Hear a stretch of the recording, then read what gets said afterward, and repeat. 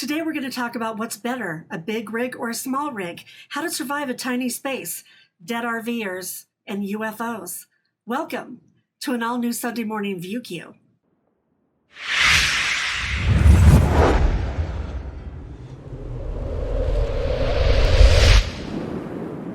Happy Sunday, everybody. I hope you're all doing well out there. Today, we have a bunch of fun questions, but really quick, I need to answer a couple of questions about the book. Yes, I wrote a couple of smutty romance novels before I hit the road under the name Josephine Parker. That was how I first made my living before I hit the road. Then with Be a Nomad, Change Your Life, and Work from Home While You Roam, those books right now are only available in an e-format. So for the people that ordered it and asked when their copy was coming in the mail, sorry, you have to read it in some digital form. You don't need an e-reader. You can just get the free Kindle app and then read it through that app on your phone or your tablet or your computer. But there are paperback copies of both of those books coming out, hopefully in December. So now let's get to all the questions. Okay, the first question comes from Johnny's Journeys. What would you say is the most important tip you have when you were in the smallest rig? Okay, this is a good question. You guys know that I started out in a 25-foot B+, then moved to a 25-foot C before I moved into this fifth wheel. And I would say a lot of your storage space is deep inside of cabinets. So it's like a game of Tetris. You have to put some things on top of some other things. And I am not a super organized person in real life, but I found that I had to be in an RV. Everything has to have its place, and you have to put the things that you use most often up front, because otherwise you will be digging forever. It is amazing to me how much stuff I can lose in a tiny space, and I know a lot of you feel the same way. I try and make sure that everything goes in the same place every time, and that the stuff I use most often is near the front of everything that's stored.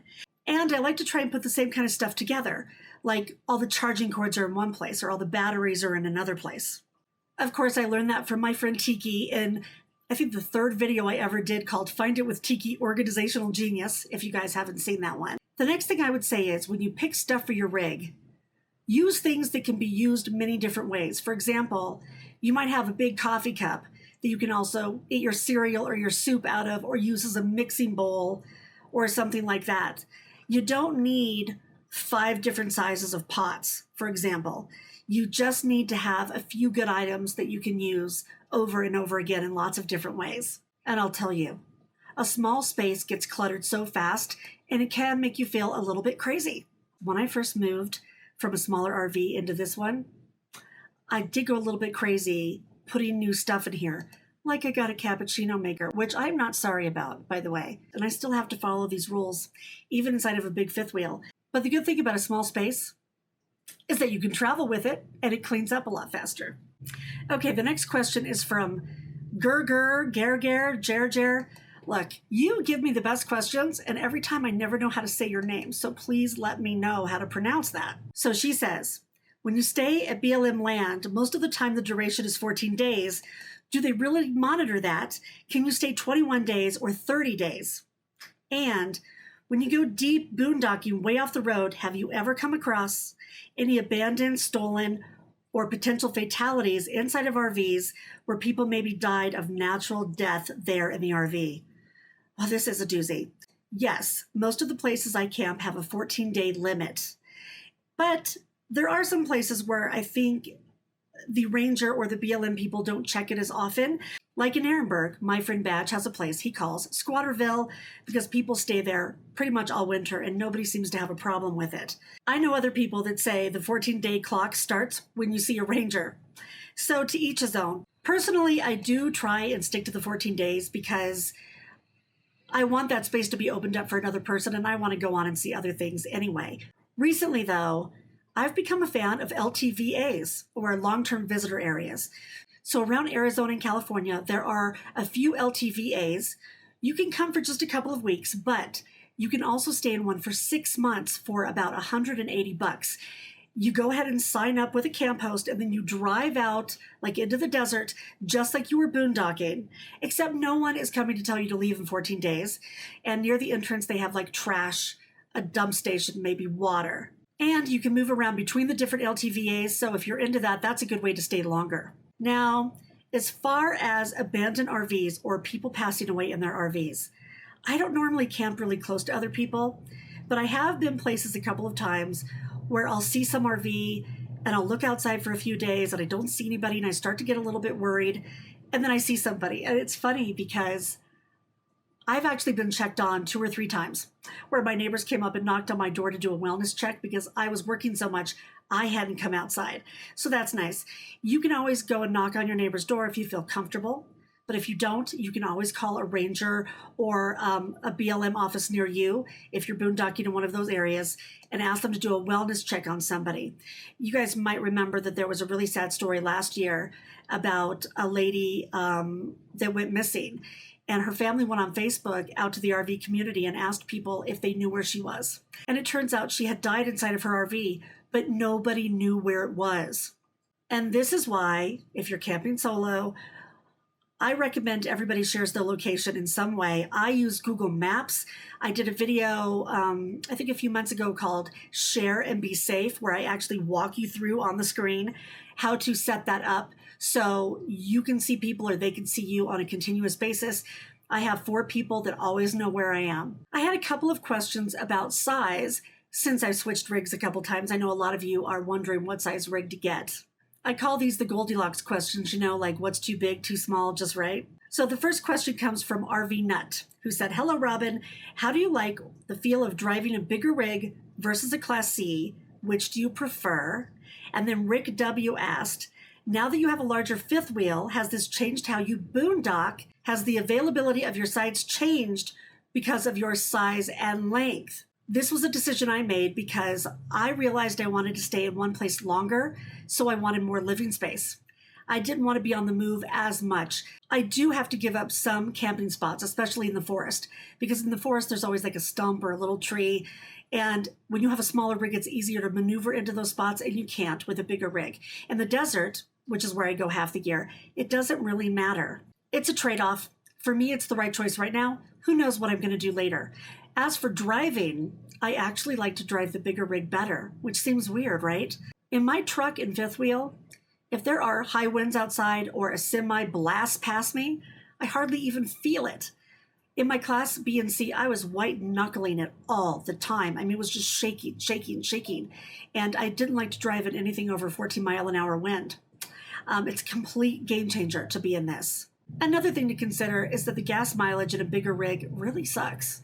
But I'm driving less and spending more time at my campsites, so that's good for me. Who knows what's going to happen in the future?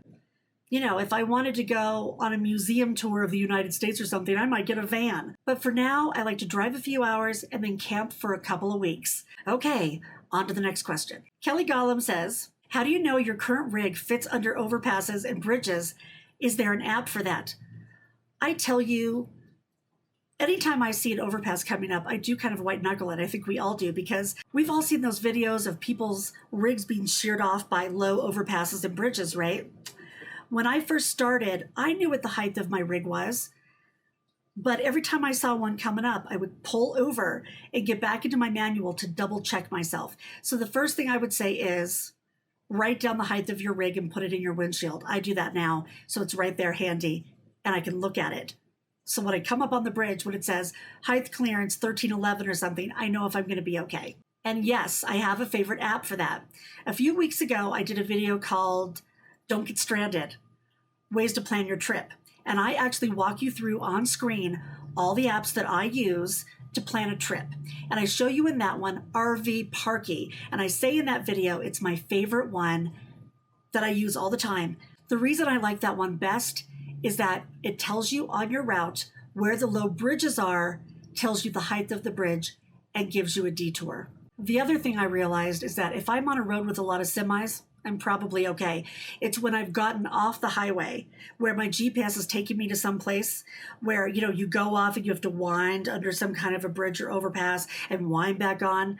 I have been in places where I've had to back up, which is not easy in an RV on a tiny little road, and find my way back to the highway because I wouldn't fit under the bridge. It's a good question. Has anybody out there had a problem with a bridge? Let us know in the comments below. The final question is on UFOs. NGA Girl says, have you ever seen a UFO while you're out in the boonies stargazing? It's so funny that you asked that because I was just talking about UFOs the other day with some people that watched Unsolved Mysteries on Netflix, where a whole town a few years ago thought that they saw some UFOs. Yes, I know people that swear that they've seen UFOs out there, and I even know someone who thinks a UFO followed him. I have never seen what I knew to be a UFO, but when you go out at 1 o'clock in the morning and look at the stars like I do, you see a lot of stuff up there. You start to wonder, there are so many drones and stuff flying around. And if you've been a longtime viewer of my channel, you might remember a couple of years ago, I put out a video called Spiders, Space Stations, and Sirens. And yes, all those things actually happened. One night I was sitting out with a bunch of people and we were stargazing in front of a fire, and it was great. And all of a sudden we saw something in the sky that was just like whizzing by, but there were no blinking lights on it like a plane would have. We didn't know what it was, and one of our friends grabbed her app, Skyview Light, which is great. It's free. I love taking it outside when I stargaze. And she put it up, and we realized that it was the space station. It was like a once-a-year fluke that we were in the right place at the right time to see it. It was very cool, one of the coolest camping experiences I've ever had. So we all took turns with her little viewer. You hold your phone up and you see through that all the planets and constellations, and it gives you information. I don't know what Skyview Light would do if there was an actual UFO up there and I pointed up at it. Who knows? Maybe in the future they'll have an upgrade that will include that. Has anyone out there seen what they think is a UFO while they're camping? Please do put that in the comments below. I would love to read about it. Do you have a question for the next View Q? If you do, please put it down below. Everyone stay happy and healthy out there. I'll see you next week. Until then, everybody have happy travels and be free.